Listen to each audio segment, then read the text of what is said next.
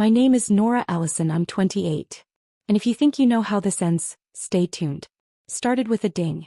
Just one notification lighting up my cracked phone screen while I was finishing inventory at the small coffee shop I managed downtown.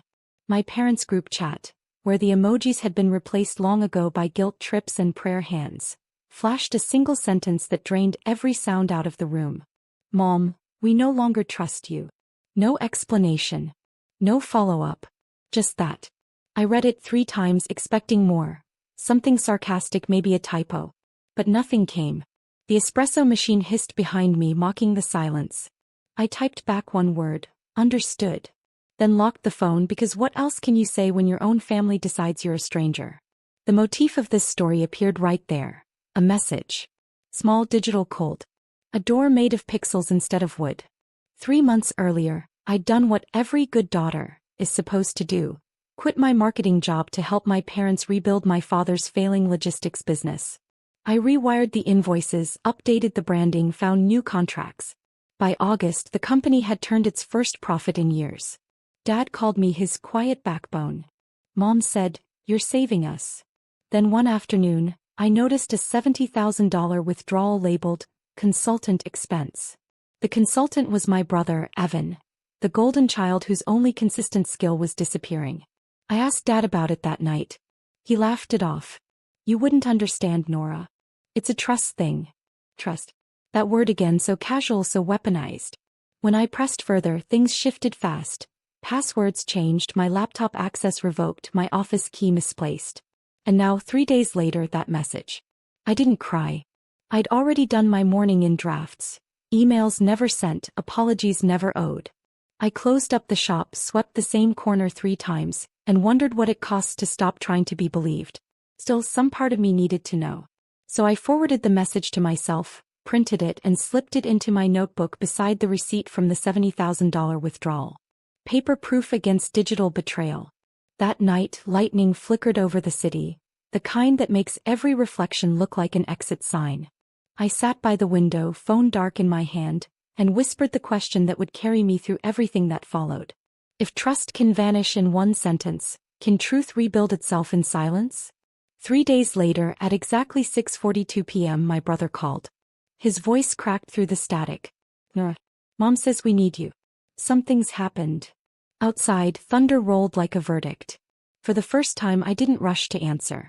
I just watched the phone vibrate the same way you'd watch a door that suddenly remembered how to knock. And then I said quietly, "Let them wait."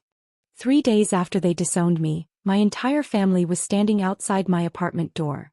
Faces pale, eyes hollow, panic replacing the pride they'd once worn like armor. I didn't open right away. I just watched them through the peephole the way you'd watch strangers rehearsing regret. Dad was pacing, phone to his ear. Mom kept wringing her hands around her purse strap. Evan leaned against the wall, looking smaller than I'd ever seen him. The motif had changed.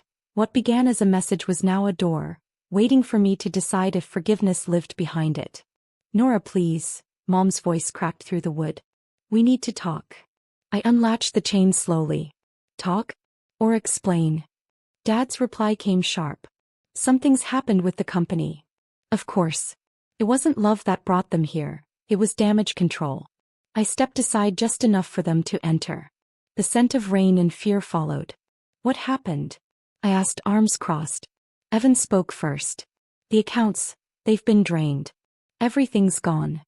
"Gone?" He nodded. "Someone transferred all our funds into offshore accounts. Every cent. The police think it was an internal breach."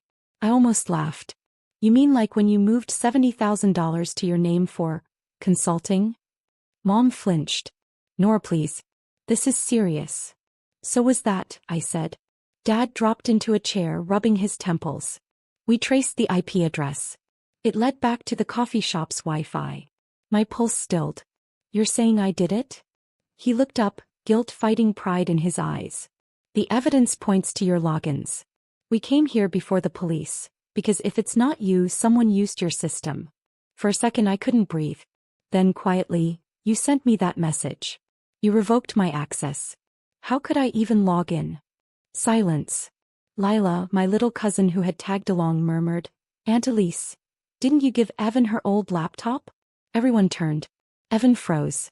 It was just to check old invoices. I exhaled slowly. The truth was beginning to knock. I went to my desk drawer, pulled out the printed message, the one they'd sent me, "We no longer trust you." I laid it on the table next to the receipts I'd saved. "Here's the funny thing about trust," I said. "It leaves fingerprints." Evan stammered. "You think I don't think. I know what patterns look like." The air in the room shifted, heavy, electric. The message on paper seemed to glare up at all of us, like a ghost that refused to rest. "You framed me to cover a theft," I said. "And now it's coming undone." Mom began to cry softly. Dad whispered, "What have we done?" I didn't answer. Instead, I picked up my phone and scrolled to a contact I hadn't used since college, Detective Marlowe, Cybercrimes Division. "Remember that internship I turned down?" I said quietly. "Let's fix that." Outside, thunder cracked again, like the universe applauding clarity. And behind me, the door swung shut on its own. Detective Marlowe arrived the next morning with black coffee, no sugar, and the same steady eyes that once convinced me truth could actually win. She was older now, hair streaked silver, but her voice hadn't lost its precision. "Let me guess," she said, flipping open a worn leather notebook. "Family. Finances. Familiar passwords." I nodded. And betrayal dressed as bookkeeping. The motif, the message that became a door, was evolving again. Now it was a ledger, every lie tallied in invisible ink. Dad sat stiff on my couch, avoiding Marlowe's gaze. Mom clutched her rosary, lips trembling silent prayers. Evan stared at the floor, sweat darkening the collar of his expensive shirt. Marlowe plugged a small drive into my laptop. "Let's see what ghosts live in this machine." Within minutes, lines of code reflected in her glasses. "Your login credentials were cloned," she said. "Access originated from a different MAC address. Definitely not your device." Evan shifted. "So, someone hacked her?" "Or," Marlowe replied, eyes sharp, "someone used a device linked to her account. You wouldn't happen to know who had her old hardware." Evan's silence was louder than any confession. I reached into my tote and handed Marlowe the printed message from my parents. This was the night they cut me off. 3 days later, the funds vanished. She scanned it, then turned to Dad. "Mr. Ellison, who changed your system passwords?" He hesitated. "Evan handled that." Marlowe's pen froze midair. "Then he also created the duplicate user credentials that redirected the funds." Mom gasped. "You can't be serious, he's family." "Fraud doesn't care about surnames," Marlowe said flatly. Evan finally snapped. "I didn't mean for it to go that far. Dad promised I'd be part of the company again. I was supposed to move the funds into a side account temporarily. Then the transfers multiplied and..." He broke off, face white. "So you stole," I said softly, "and blamed me when it spiraled." He swallowed hard. I panicked. Dad buried his face in his hands. Mom whispered my name like an apology she didn't know how to finish. Marlowe unplugged her drive. "We can freeze the offshore trail if we act today. You'll get most of the money back. But Nora, what do you want done?" Her question lingered like smoke. I looked at Evan. My brother who once built me a treehouse, who now built alibis instead. "I want the truth on record," I said. "No revenge, no silence. Just the truth." Marlowe nodded. "Then you'll need to testify." The word testify echoed like a gavel inside my chest. The ledger wasn't finished. It was still writing me in. As she packed up, Marlowe paused at the door. "You know," she said, "betrayal always starts with a message. But so does justice." When she left, the room felt lighter, but my heart didn't. Because I knew what came next wasn't trial, it was fallout. And family fallout always burns hotter than any courtroom. The next 48 hours felt like living inside an echo chamber. Every word I'd ever said about loyalty bouncing back at me in twisted tones. News traveled fast in our family. By dawn, my aunts, uncles, and even my grandmother's church group had heard that Nora turned her brother in. I didn't. Not yet. But in their eyes, hesitation was confession. The motif, the message, the door, the ledger had turned into something sharper now. A mirror. Everyone's version of truth reflected their own fear. Mom called at noon, voice shaking. "We can fix this quietly. Evan will return what he can. We'll settle before the courts drag us through headlines." Settle. I repeated. You sent me a message saying you didn't trust me. That's the only thing that was ever settled. She started to cry. You're tearing the family apart. No, I said softly. I just stopped holding it together. I hung up and drove to the company's empty warehouse, the place where I'd spent months rebuilding their chaos into order. Boxes stacked in silence. The faint smell of dust and diesel. My old office door still had my name taped to it, curling at the corners. Inside, I found what I hadn't known I was looking for. An unopened envelope addressed in my father's handwriting. For Nora, if anything goes wrong. I tore it open. Inside were printed emails between Dad and a man named Harper Consulting. Each transfer authorization bore Evan's initials, but at the bottom of the chain a different signature appeared. Dad's. My chest tightened. He'd approved every transaction. He hadn't been blindsided, he'd been complicit. I took photos of the pages, hands trembling. The truth wasn't a mirror anymore. It was glass, shattering under its own reflection. When I stepped outside, Marlowe's number lit my phone. We traced the final transfer, she said. It's not offshore anymore. It's in a dormant domestic trust under your father's name. The case just turned. My pulse stilled. So he used Evan as the scapegoat. Looks that way. I ended the call and sat on the hood of my car, watching storm clouds crawl over the horizon. Every betrayal had a sound. This one sounded like thunder forming too far away to stop. That night the family group chat lit up again. Dozens of messages, frantic and defensive. Dad, this is being misunderstood. Mom, please don't do this, Nora. I didn't reply. Instead, I uploaded the documents to Marlowe's secure portal and added one note. Truth submitted by the accused. When I hit send, the phone vibrated in my palm like a heartbeat learning to start over. In the reflection of the dark screen, I saw my own eyes looking back. Tired, sure, but unflinching. The mirror had finished its work. Now it was time for the truth to speak without me. The courthouse smelled like paper and rain-soaked coats, a scent I'd come to associate with endings. My heels clicked down the corridor, echoing off marble walls that made everything sound more official than human. Detective Marlowe met me outside room 302, a folder tucked under her arm. Ready? She asked. As I'll ever be, I said. Inside, the pre-hearing conference was quiet except for the shuffle of documents. My parents sat on the opposite bench. Mom pale and trembling, Dad rigid, his jaw locked in the same stubborn angle I'd memorized since childhood. Evan wasn't there. Marlowe had told me he'd accepted an immunity deal in exchange for full cooperation. The motif had changed again. What began as a message, then a door, a ledger, a mirror, was now a light, blinding but necessary. Every secret was about to be dragged into it. The judge entered, gray hair slicked back, voice even. We're here to review preliminary findings in Ellison versus Ellison Logistics. Marlowe passed me a note. Stay calm. Facts will do the talking. The attorney presented the evidence I'd gathered. The cloned logins, the fake consultant invoices, the trust account registered under my father's name. Each page sounded like a verdict when it hit the table. Dad's lawyer tried to interrupt. Your Honor, these so-called files could have been altered by Miss Ellison herself. But Marlowe cut him off. Digital signatures verify the origin. Mr. Ellison's IP address logged the final transfers at 2:14 a.m. on the 17th. The judge's gaze turned to my father. Is that correct? Dad hesitated, throat tightening. He moved the money to protect the company. From whom? I asked quietly. From me. He looked at me then really looked. You were planning to leave, Nora.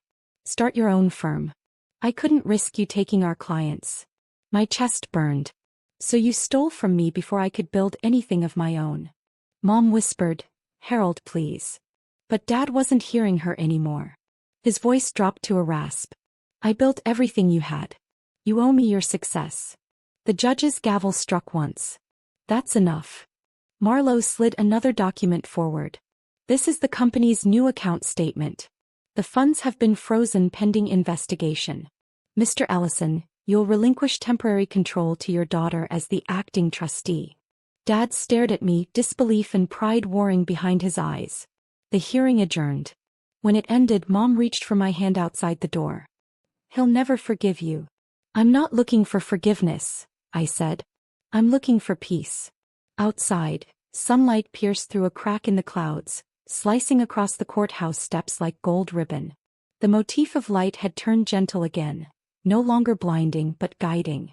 And as I walked down those steps, I realized this wasn't revenge anymore. It was reclamation. What they took wasn't money. It was voice. And I'd just taken it back. The days after the hearing felt strange, like the house finally stopped humming after years of hidden machinery. No more late-night phone calls, no more messages laced with accusation. Just silence. Thick, deliberate silence. I thought peace would sound softer, but peace, it turns out, sounds like distance. The company keys were delivered to me by courier. Small ring, 2 tarnished fobs, one for the office and one for the warehouse. I laid them on my kitchen counter beside the brass coffee scoop I'd kept from the cafe. Same weight. Different meaning. The motif, the message, the door, the ledger, the mirror, the light had now settled into something quieter. The key. What once locked me out now opened everything.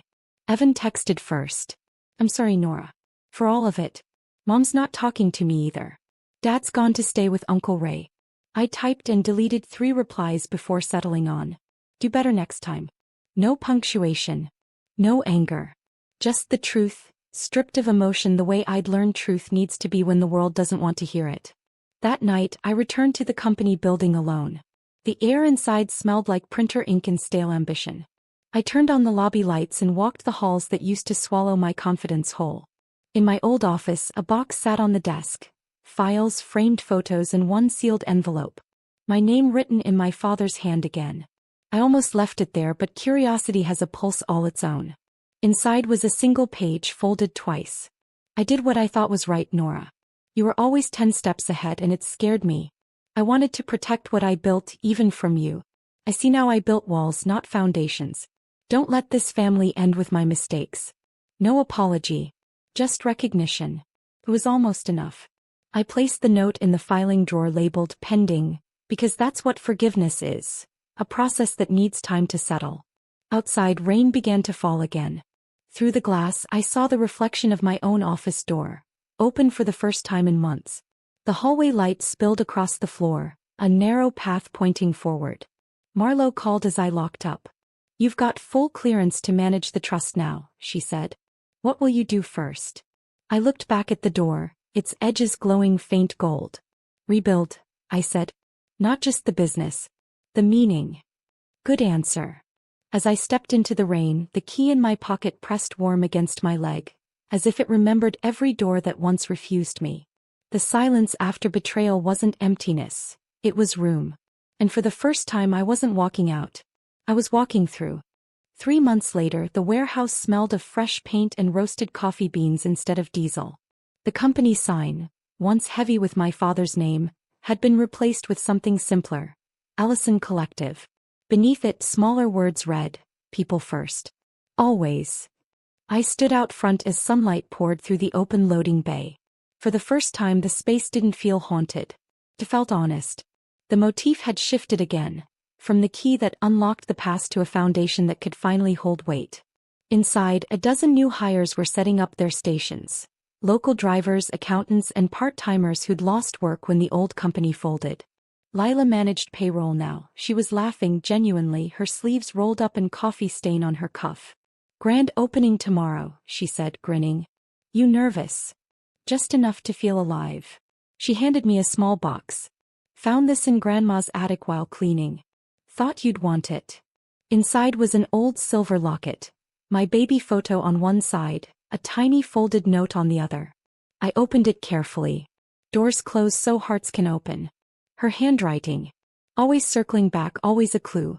I clipped the locket around my neck, its metal cool against my skin. Guess she's still managing the place, I said. Lila smiled. I think she's proud of you.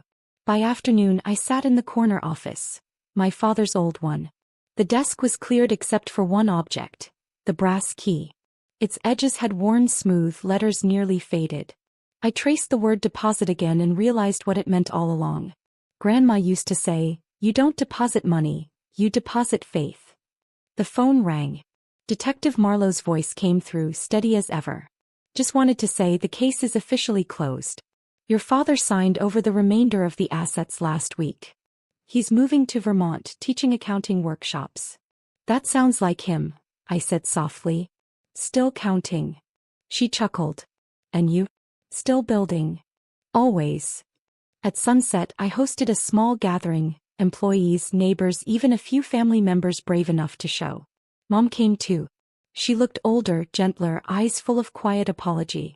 When the lights dimmed, I gave a short speech. This place was built on the ashes of misunderstanding. But every mistake left a brick. And sometimes, I paused, feeling my throat tighten, sometimes the only way to rebuild trust is to stop waiting for permission. Applause filled the air, soft and sincere. Afterward, Mom hugged me for the first time in years. You sound just like her, she whispered. Grandma. She nodded. No. You. Outside, the street lights flickered on, gold circles opening along the road like doorways of light. The foundation was solid now. And for the first time it didn't feel like I'd won against them. Felt like I'd finally built something for me. By winter, the Ellison Collective had become more than a business. It was a heartbeat stitched from second chances. A place where mistakes didn't end stories, they rewrote them. The old warehouse pulsed with life. Delivery vans humming outside, laughter echoing through glass offices that finally had windows open to the air. The motif had reached its quiet evolution. After the message, the door, the ledger, the mirror, the light, the key, and the foundation, there was only one thing left. The legacy, what remains after the noise dies down. Every morning I unlocked the front door myself. The brass key still fit perfectly, though its ridges were worn smooth. Each turn felt like an oath renewed. Honesty over history. Lila ran the operations now, sleeves always rolled to her elbows, a clipboard in hand and optimism that filled whole rooms. She'd painted a quote on the break room wall in looping letters. We don't rebuild trust. We build new homes for it. Mom visited sometimes, bringing apple muffins like offerings for peace. We didn't speak of Dad much, but she told me he sent postcards from Vermont. Sketches of mountains, tiny notes that said things like, still counting, still learning. I kept them in the same notebook where that first printed text, we no longer trust you, was taped. The paper had yellowed, but I never threw it away. It reminded me where silence can start, and where it can end. On the day of our first community open house, I found myself standing by the window that faced the river. The late afternoon light poured through, scattering gold across the floorboards. Kids were touring the trucks outside, their laughter blurring with the hum of the city. For the first time the world felt steady. I took the brass key from my pocket and pressed it into a shallow groove on the wooden sill, a small keepsake left there like a seed. Caught the light one last time, flashing deposit across the wall. I smiled. The word no longer meant loss or storage. It meant what you leave behind when you move forward. Later, as the building emptied and the echo of footsteps softened, I sat by the open door. The winter air rolled in, cool but kind, and the quiet clicked perfectly into place. I whispered to the empty hall, to every version of myself that once waited for permission. You were never locked out. You were becoming the door. Outside, a delivery truck pulled away, headlights cutting through the dusk. The warehouse lights dimmed one by one, until only the glow from the front lamp remained, warm, unwavering, familiar. The final hinge gave a soft sigh, the sound of everything closing exactly as it should.